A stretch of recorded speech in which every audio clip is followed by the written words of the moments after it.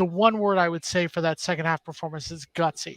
The way they played in the second half after losing Jordan Travis, after losing Jarrett Verse, Tate Rodemaker, we'll talk about him over the next 20 minutes or so. Just, I would say gutsy would be the best way to describe that second half performance by Florida State. Oh my goodness. Yeah, Jordan Travis gets knocked out on the play that he would have thrown the interception, but the knee was down. But more importantly, he gets knocked from the game. Tate Rodemaker comes in. Yeah, there were some shaky moments. The one interception in the red zone was ugly, ugly, ugly on the underthrow. But I think they called a little bit different of a game, did some things that he's capable of doing. He actually broke contain, picked up a huge 30-yard run to pick up a first down. For a guy that's had limited reps, and especially limited reps in meaningful snaps against a quality opponent, that was pretty impressive. And let's start with the beginning. Obviously, Jordan Travis, he started off the game 11 for 11, 148 yards, and 2 touchdowns in the first quarter alone. So, I mean, he was having the best first quarter of his career with the Florida State Seminoles. And then the second quarter, he goes 2 for 6 in the second quarter for 9 yards before getting hurt. You see him come out in the second half. I mean, I didn't go to medical school, but it doesn't look like a knee injury. It looks more like an ankle injury. I hope that he's not out for long, but he could be out for a couple games. We'll know more as the days go on there.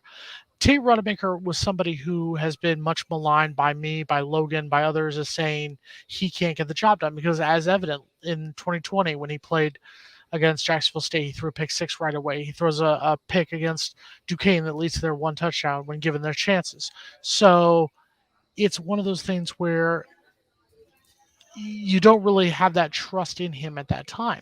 Then he comes out, yes, that in the second quarter, beginning of the third quarter, he was very, very, he looked shaky, but then it almost looked like you don't have him win the game with the big plays. Let the receivers make the big plays. Let Johnny Wilson. Johnny Wilson ends up 7 receptions for 149 yards and 2 touchdowns. Let the running backs. We talked about this on Wednesday, that the running backs need to step up. Trayshawn Ward, 126 yards on 10 carries. Trey Benson, 70 yards on 10 carries. The running game finally stepped up there in the second half. And you kind of saw the point there where, at Louisville, let's give Louisville credit. Malik Cunningham was great for Louisville. 243 yards passing, 127 yards rushing. So Malik Cunningham is a very good quarterback for Louisville.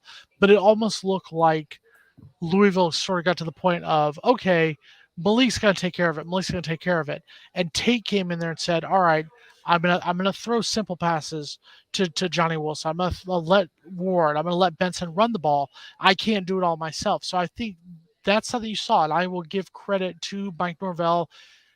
He's got players right now on this roster who believe in the team at this rate. I think that's something you don't see what happened tonight in the 2021 season, the 2020 season. And it goes back not just during the Norvell era. You saw it during the Taggart era. You saw it during the end of the Fisher era, where they you play down to the level of your competition and you don't fight back. Tonight was the first time, I would probably argue, since